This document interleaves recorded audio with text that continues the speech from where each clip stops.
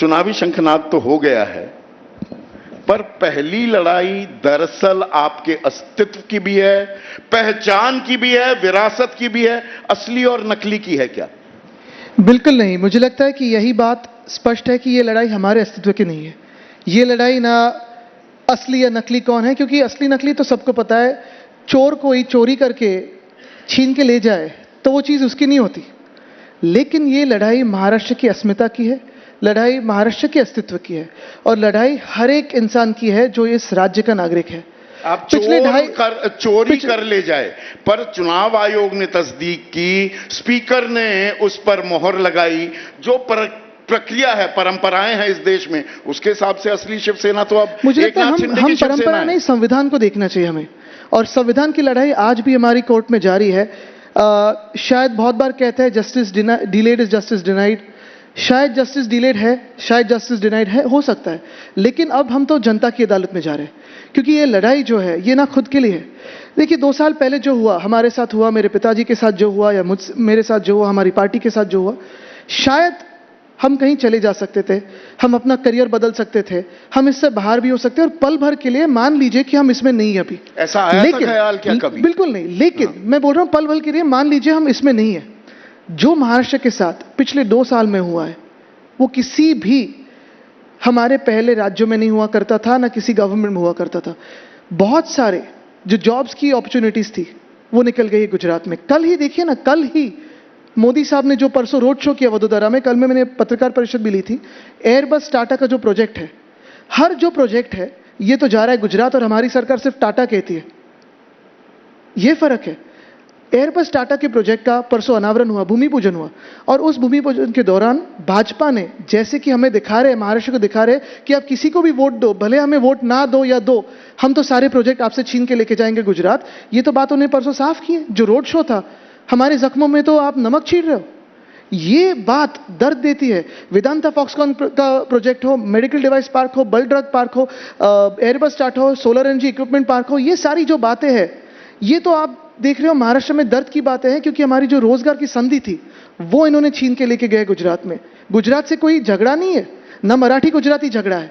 लेकिन आप अगर उत्तर प्रदेश जाए, आप अगर झारखंड जाए, वहां के भी लोग कहते हैं कि ये प्रोजेक्ट हमें क्यों नहीं मिलते, ये कॉन्ट्रैक्ट्स हमारे लोगों को क्यों नहीं मिलते, ये सारी जो इंडस्ट्रीज है वो हमारे यहाँ क्यों नहीं आती है, सारे के सारे क्यों छीन के लेके जाते हैं गुजरात, या फोर्स करके क्यों लेके जाते हैं? अधूरी तस्वीर ही पेश कर रहे हैं। बिल्कुल नहीं, साफ तस्वीर। आप पर भी जो आरोप लगते हैं, और 4 बड़े आरोप हैं, सिलसिलेवार तरीके से मैं उनको गिनवाता हूं। महालक्ष्मी रेस कोर्स रोड, आप वहां पर रोड़ा बनकर बैठ गए। आप एक स्पीड ब्रेकर, एक गति अवरोधक, हॉर्स ट्रेडिंग तो ये लोग करते हैं, हॉर्स ट्रेडिंग तो बीजेपी करती है।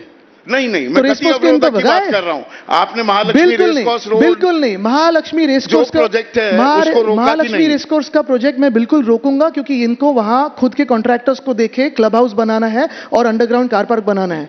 ओपन स्पेस है, 226 एकड़ की ओपन स्पेस है। मेरे जो कॉन्स्टिट्यूएंसी है, वहां चलने को जाते हैं, दौड़ने को जाते हैं, कभी योगा करने जाते हैं। वहां ब्लाइंड क्लब है, फिर एक बहुत सारे ऐसे अन्य क्लब हैं। विकास नहीं, शाश्वत विकास होना चाहिए, और शाश्वत विकास ही जरूरी है। अगर आप देखें तो महालक्ष्मी रेसकोर्स में ओपन स्पेस ही रहनी चाहिए। मैं ये ओपन स्पेस बीजेपी के बिल्डर्स को नहीं देने दूंगा।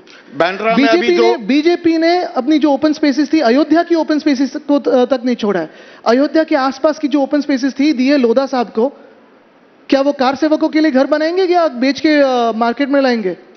आप आजकल अश्विनी वैष्णव को भी निशाना उन पर साध रहे हैं। नहीं, उन्होंने तो रेलवेज को निशाना बनाया है। नहीं, पर मैं मेट्रो प्रोजेक्ट, मैंने नहीं निशाना बनाया, उन्होंने रेलवेज को निशाना बनाया। देखिए कितने एक्सीडेंट्स हुए पिछले 3 महीनों में। पर मेट्रो प्रोजेक्ट जो मुंबई में होना चाहिए था, उसे डिले करके 14,000 करोड़ रुपए का और नुकसान आपने करा दिया एक्सचेकर पर। अच्छा, चलिए मेट्रो प्रोजेक्ट के बारे में बताता हूं। पहली चीज तो यह है कि मेट्रो 3 का जो प्रोजेक्ट है, आरए से लेके कोलाबा तक चलता है।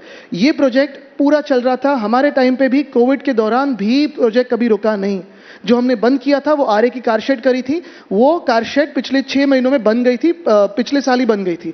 कारशेड बनाना ये 3 महीने का काम होता है, 6 महीने का काम होता है। और अगर आप देखें तो ये 2034 में इनको कारशेड हटानी पड़ेगी। जो स्कैम हुआ है वो देवेंद्र फडणवीस साहब के टाइम पे 10,000 करोड़ का एस्केलेशन हुआ है, सीवीसी गाइडलाइंस के खिलाफ हुआ है। उसके दस्तावेज हमारे पास है, जब सरकार बनेगी तो हम उस पर इन्वेस्टिगेशन जारी करेंगे। और इसके आगे भी जाता हूं मैं। अभी जो मेट्रो लाइन 3 बनने वाली थी। विनोद तावड़े साहब ने ट्वीट भी किया था कि जुलाई में प्रधानमंत्री महोदय गिफ्ट करने वाले हैं मुंबई को, आज भी पूरी नहीं हुई है, डिले किया है। ये होने तो उद्घाटन- आप नहीं दे रहे, रोड़ा तो आप बने हुए हैं। चलो लाओ सरकार में, हमें बना देता। आप न्यूक्लियर पावर प्रोजेक्ट नहीं लगने देते हैं। ये जो प्रोजेक्ट है, जैतापुर हो फिर या नानार हो या बारसू हो, जो स्थानिक लोग हैं वहां के, अगर वो उनके खिलाफ है, उनसे बातें कीजिए। अब ये चित भी मेरी पट भी मेरी, एनजीओ होनी भी टाइप की चाहिए। राजनीति भी इलाका भी करेंगे। मेरा, धमाका अगर भी मेरा। आपको विकास करना है, आपको रोजगार सृजित करने हैं, ऐसे उसके लिए नहीं है, आपको ऐसे निवेश नहीं भी है। करना देखिए, पड़ेगा। आपको मैं एक बात You कहता can't हूं। have your cake and eat it too. I'll tell you what, my cake is for the people to eat and I'll give bread also to eat. And I will give roti also to eat, और मैं रोजगार भी दूंगा। भाजपा जो करने जा रही है, हम मराठी में कहते हैं राख रंगोली, यानी किसी की हालत खराब कर देना। तो राख यहां महाराष्ट्र में छोड़ के जा रहे, रंगोली लेके जा रहे गुजरात। लाइए ना, जो जैसे हमने कहा वेदांता फॉक्सकॉन लाइए महाराष्ट्र में, एयरबस टाटा लाइए फिर महाराष्ट्र में। हमारे डायमंड बोर्ड्स को आप फोर्स कर रहे हो कि सूरत जाओ। गिफ्ट सिटी जो international financial services centre Mumbai में आना चाहता था, मुंबई में दिया था कांग्रेस के समय में, वो क्यों लेके गए आप सूरत? आपको और इतना मैं दर्द ये हो भी रहा कहना है कि चाहता हूं, संदीप जी, मैं ये भी कहना चाहता हूं कि गिफ्ट भी वहां रहने दीजिए। गुजरात को दीजिए, मुझे दीजिए, जो हरियाणा को जाना है वहां जाने दीजिए, आसाम को जो मिलना है वहां मिलने दीजिए, लेकिन जो हमारे हक का है वो छीन के मत लेके जाइए वहां। और उनको सिर्फ यही उनके मन में है कि महाराष्ट्र को आगे लेके जाना नहीं है उनको, समय के हिसाब से खींचने मुद्दे पकड़ते हैं क्या आप? पकड़ना अब भी चाहिए। निवेश को लेकर पकड़ना भी जो चाहिए, आपके जो पेट में relevant है, उसी तकलीफ पे हो बात रही करनी है, चाहिए। उसी निवेश को आप रोक।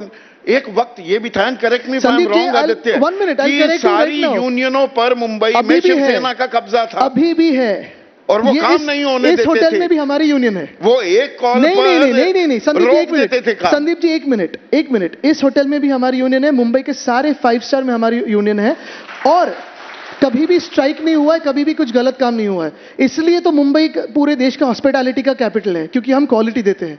हम गलत काम नहीं करते भाजपा जैसे, हम गलत काम नहीं करते मिंदे जैसे। वाधवान प्रोजेक्ट नहीं होने देंगे, पोर्ट नहीं बनने देंगे, किसी एक खास बिजनेस पर आप निशाना साधने लगेंगे। कौन से वाले? कोई भी उद्योगपति या बिजनेस हाउस किस पे हम दरअसल निशाना देश साध रहे में, अगर नाम लीजिए।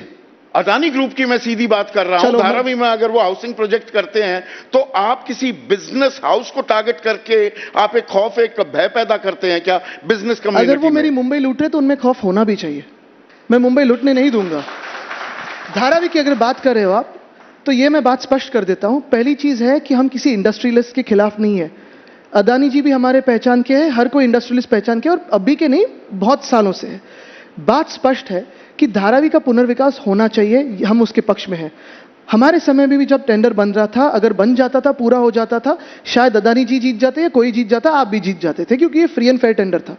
लेकिन उस टेंडर में जो कोई चीजें अभी लाई है उन्होंने, पहले स्टेयरकेस प्रीमियम माफ कर दिया, ओपन स्पेस प्रीमियम माफ कर दिया है। अगर आपको शहर में, मेरे मुंबई में, आपके मुंबई में किसी को भी बिल्डिंग बनानी, इमारत बनानी हो, तो टीडीआर करके एक चीज होती है, वो खरीदनी पड़ती है। इस टेंडर में लिखा है कि पहले 50% टीडीआर सिर्फ और सिर्फ अदानी जी से ही खरीदना पड़ेगा। क्यों? वो रेट तय करेंगे, और वो ये भी तय करेंगे कि आपको देना है कि नहीं देना है। क्यों? वो कब से मालिक बन गए मेरे शहर के? शहर का मालिक मेरा मुंबई का है। तो इतनी सारी संस्थाएं हैं, system of checks and balances है। संदीप जी मुझे पूरे करनी चाहिए। तो ये तो हुई बात। फिर धारावी, मूल धारावी जो है वो 300 एकड़ की है, उसमें और 250 एकड़ अटैच कर दिए, क्योंकि वहीं पे पीएपी और पीटीसी बनने जरूरी है, या कीटू की भी बिल्डिंग्स बन सकती है। आज जो धारावी रीडेवलपमेंट है वो 540 में एकड़ में हो सकता है, लेकिन उसके आगे जाके अबव एंड बियॉन्ड टेंडर उन्होंने मुंबई के और 540 एकड़ लिए हैं। कुर्ला में लिया है, मुलुंड में लिया है, विक्रोली हो, घाटकोपर हो, भांडुप हो, मलाड में, मड आइलैंड के उधर कोलीवाड़ा में घुस गए हैं। 540 प्लस 540 एकड़, 180 एकड़, 1080 एकड़। जांच सुनिए सुनिए सुनिए, आप कह रहे पूरा सिस्टम कॉम्प्रोमाइज हो गया किसी को फेवर करने के लिए। सुनिए, 1080 एकड़ उनने मुंबई के फ्री ऑफ कॉस्ट लिए। अगर यही 1080 एकड़ मुंबई को अपने ड्यू पैसा देके अगर ले तो कोई आपत्ति नहीं है। अब दुनिया में सबसे अमीर इंसान बनो, कोई आपत्ति नहीं है, हम ना रोकेंगे, हम तो कहेंगे आगे बढ़ो। मुंबई से कोई बन रहा है, आगे बढ़ो, हमारे देश से, भारत देश से बन रहा है, हिंदुस्तान से बन रहा है, बढ़ो, लेकिन हमारे कोई भी शहर को मत लूटो। आज मुंबई में आप प्लेनिपोटेंशियरी अथॉरिटी नहीं बन सकते। मुंबई का सबसे ताकतवर इंसान मुंबई का है और मुंबई का ही रहेगा।